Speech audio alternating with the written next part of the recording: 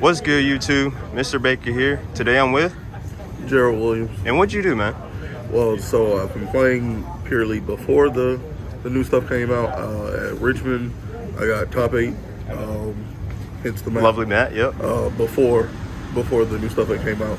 And then after the new stuff came out, top 4 case tournament, and I won another case tournament. Okay. The exact same day. Okay, we can have it. And anything you want to say before? Any shout outs? Shout outs to all the places I play at, obviously. Well Played, Dream Days, and White Dragon specifically. 2 of the shops are in Wilson, one of them's in Greenville, so shouts out to all of them, because that's where I get most of my testing from. Okay. All right, further ado, yeah, let's get it. I will say, the old list just doesn't work as much, so that's why this is the updated version from what I've been playing since. And it's a blind second heavy list for me, personally. I played 3 of the White Woman.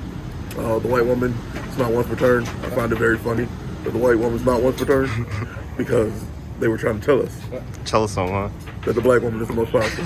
Because the Black Woman is once per turn. But the White Woman, ironically enough, they both have the effect where they rank up into the appropriate name from their extra deck based on the spell card that you have in the grave. This one specifically uses your hand. This one uses by targeting one from the grave. Okay. And so those are the main deck monsters, and then so everyone has their own unique 4 cards to check. You'll see the Rainbow Bridge package, you'll see a Shaddoll package, you'll see a Dark Roll package. I fear Branded and I respect Branded. I also respect Mathmech, reason being, and so because of that, I like to play these cards. Oof, okay. As my package. Keldo and Medora, because when I go second, obviously they have the super factorial, but they're never going to activate it on the summon of the spell card. So normally I get to pitch one of these if I open them. Okay. So that means the super factorial is like inherently dead. At that point, Beast is obviously, it says draw 1. Bigfoot allows for me to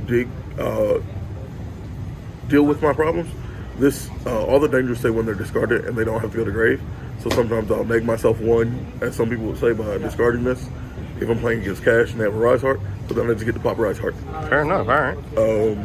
And then obviously, the best boy. You got to. Because we're playing going second. And then for the hand trap lineup, I think the most important hand trap currently is Droll. Yes, so sir. It's the only one that I'm playing 3 of, well, plus Infirm. But this is the only one that I think is like extremely important. I'm playing 2 of these for mirror matches and also super heavy. Okay. I'm also playing 2 Ash, once again, because I do respect Branded. If I didn't think Branded existed in the format, then I honestly probably wouldn't play Ash right now, just because it doesn't do enough. How you like the ogres?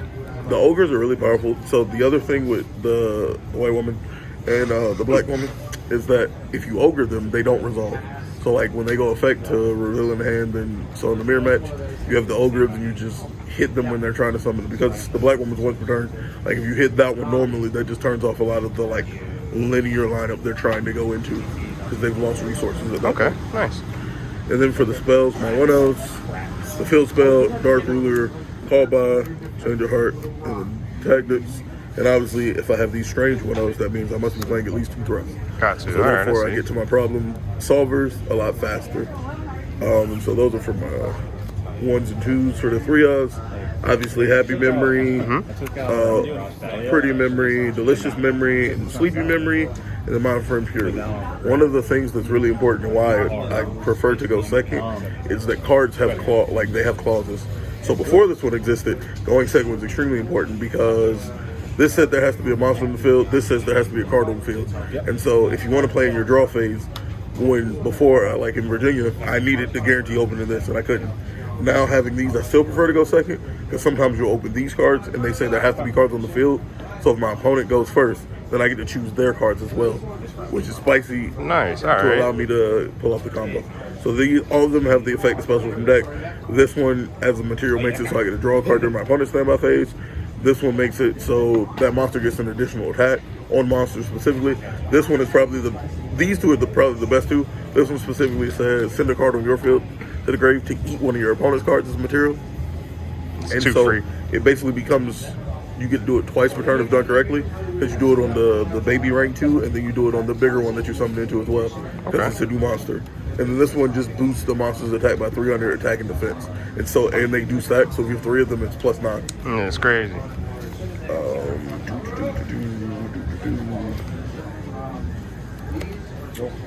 And then the traps, 2 Evilies because obviously I'm playing Thrust, and then 3 Inburned as well.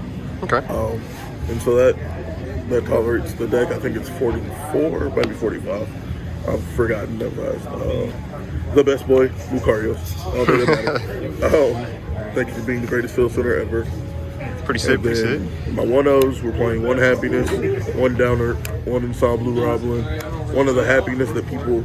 So this one is really powerful because depending on the type of game state you're in, if you have double delicious and you make a plump into this, you can almost OTK people because that monster's gaining +6, and it has the effect when it attacks with 5 or more materials, it burns your opponent for 15. Okay. So if you have this plus like a happy memory under it, then it gets to attack monsters too.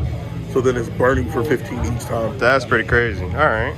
This is obviously for the Zeus play. This is also just because literally if they're Valoring you or they're stopping you, ending on an Ensemble Roblin is just also strong in and of itself. Some of my other well-known 1-0s are these. Okay.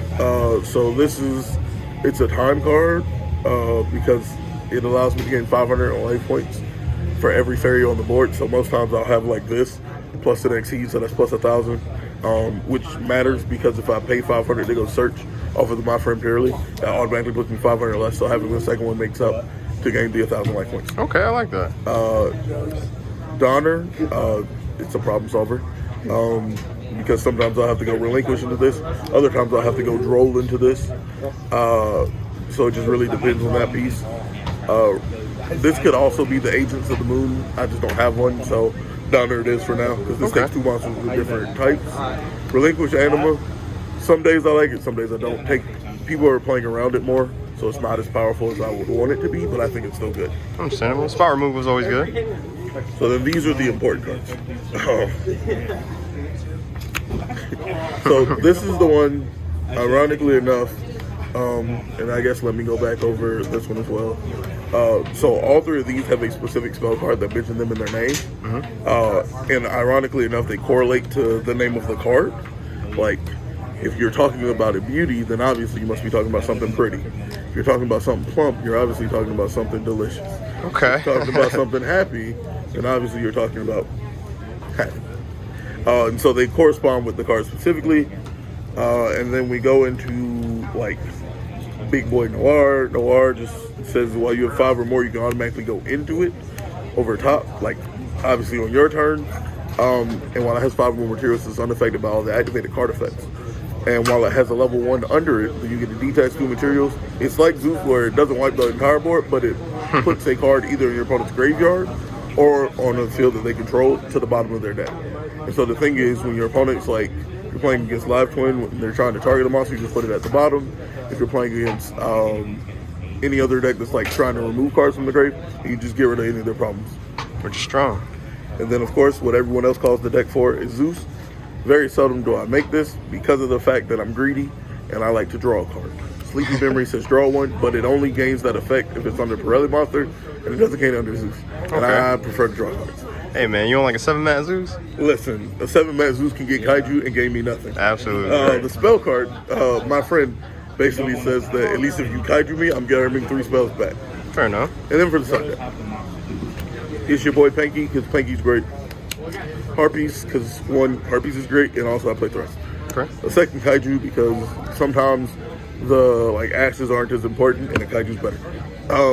Once again, I respect Branded, go spell. But I also respect Mathmech, so super factorial. I just want to deal with them as well. I respect Rogue, and I also respect the fact that if I open this plus Imperm, super heavy loses every game. Okay. Because normally their safe play is Baron, and if you Imperm Baron and then rock them, they're just suffering. So once again, we talk about the mirror match. The bane of my existence and also the bane of like what I deal with is D-Barrier. So this deck still a strong card. It is. This deck hard loses the D-Barrier and there's nothing to do with it. And then triple Vanity's Fiend. Ooh, I like that. Okay. First, I saw these 6 in, and then I'm just dealing with most things. Like, nobody's really outing this. The Sprites wait out this, the Smashers, and they have to get to it.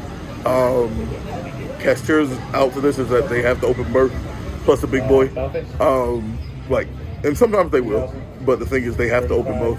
And if I can get this plus Noir, which sometimes I do, then normally I'm putting away their Kashtira monster, which is their normal summon, so then they're not outing this. Okay. and then super heavy currently that I know has no out to this, and the mirror match has no out to this either. I like the side. It looks strong. Yeah. Anything you would change side-wise? If we get to a format where branded like is dying out or becomes stronger, then that's really what depends. Because these cards are really good, but in a format against branded, then I just don't want to lose the gimmick puppet. And now that they have that new fusion, they can just be like, that's pretty dump, strong. and then summon it from the grave. It's like, bro, I just started. There's no answer to gimmick puppet, and gimmick puppet needs to go. Agreed. But then I feel like they just go to Ross Disciple again. So it's like trying to find an answer to deal with branded. Like, if it wasn't for the fact that Ash is just so strong to them. So I think that's about it. Like, I'd play more cards like Ghost Bell to deal with Gimmick Puppet, which is why I'm also mainly the call by. I understand. What about main deck? Anything you would change, or you like how it is right now? So once again, Back to I the... respect branded. Okay. And so if branded didn't exist as much, and I knew we were going to stick in like a strange, super heavy Kash type format, I'd make more kaijus. Like, understandable. Like, the kaiju's powerful. And sometimes the spicy thing of my side deck is you can get a read from your opponent sometimes on how they're feeling about you going. Like, the games that I've won die rolls and I put them first, they automatically, most of my opponents feel fear to go first again. So they'll put me first game 2, and I see. Read into that almost. Because the other thing at this point is because I'm not playing power discard cards really, I can side out Midori and Kelda for Vanity's Fiend, and if they put me second and I open Vanity's Fiend and they can have a board, I will pitch this Vanity's Fiend. That's pretty and good. Then still get there. So okay, I like it for where it's at for now. Nice. I like that profile. Any last words you want to say? Just shout out to the shops I play at again. Fair enough. Appreciate your time, and thanks for watching, guys. Out.